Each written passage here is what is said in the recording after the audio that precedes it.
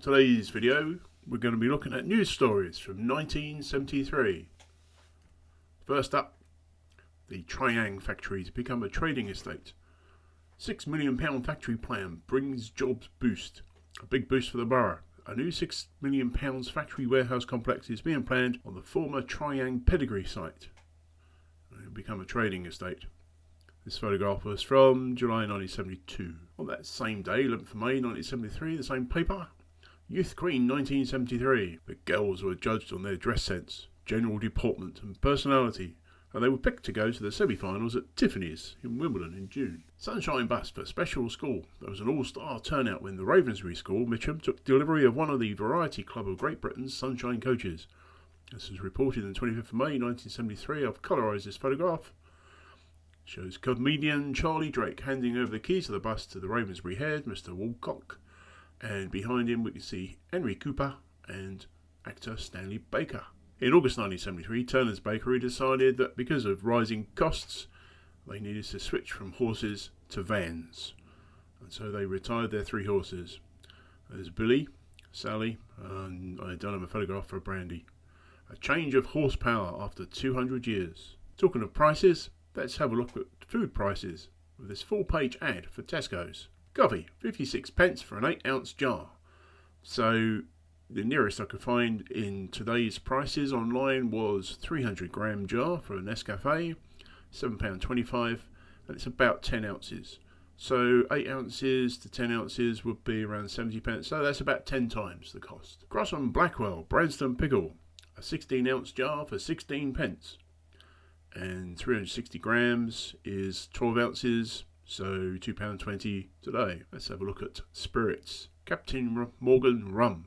It says here £2.65 a bottle. I presume the bottles are the same size as they are today. £16 with 70 centilitres. And frozen chips, a £2 pack, 21 pence in 1973, and £2 is around almost exactly 900 grams.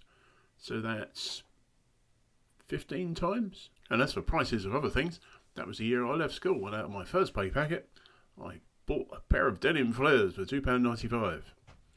And I also made a note that it cost me 3 pence to go to work, which was from the Swan to Tooting. Yes, I know I could have walked it. I also made a note in my diary, various fares. The 44 bus from the Swan to London Bridge was 17 pence.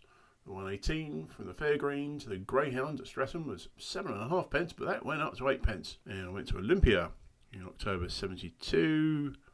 From Wimbledon to Kensington Olympia, 35 pence return. 6th of July 1973, the public will vote on a new town centre. Merton Council have come up with 4 alternatives for a new look Mitcham.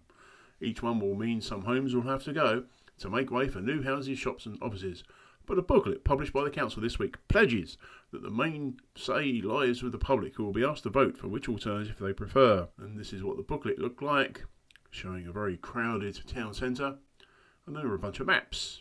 First map shows the actual area that's being considered for traffic changes, and I don't think any of these plans are the ones that actually came to pass.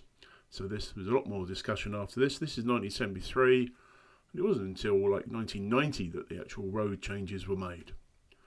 This one shows a bypass going through Feltham Road, between Armfield Crescent and Feltham Road.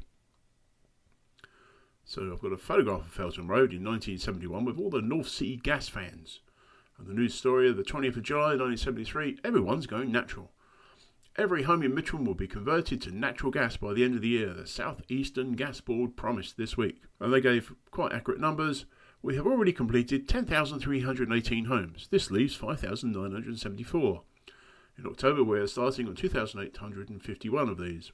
The last area, around Mitcham Common, will be converted after this, and we're hoping to finish by the end of the year. And that was for natural gas off of the North Sea fields. And speaking of power, this was a day-by-day guide of power cuts due to industrial action. It's 1973, 3-day week, minor strike I think. Anyway, I could have looked it up, but I'm just trying to remember. So it gives all the dates there. Risk, high, medium and low of actual power cuts, and the bands that the power cuts would occur. So a 3-hour band, and the numbers in the boxes relate to districts, so you'd have to look up what districts you live in and work in to decide when there are going to be power cuts.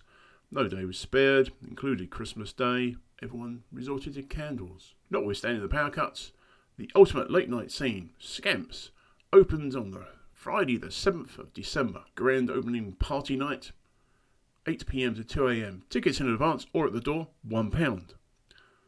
Opening night attractions included star Radio 1 disc jockey Tommy Vance. And it says, move to the sounds of today. Disco, dancing, drinking, dining in the smoothest surroundings around. Fully licensed, no membership required. Be seen in the Tomorrow Scene today. High Street, Sutton. Telephone 642-3707. Adjacent to Eagle Star Building. And that was 1973, as told in the Mitcham newspapers. Thank you for watching. Hope you enjoyed this. Press that like button if you can. Subscribe if you haven't already done so. Leave comments. Bye for now.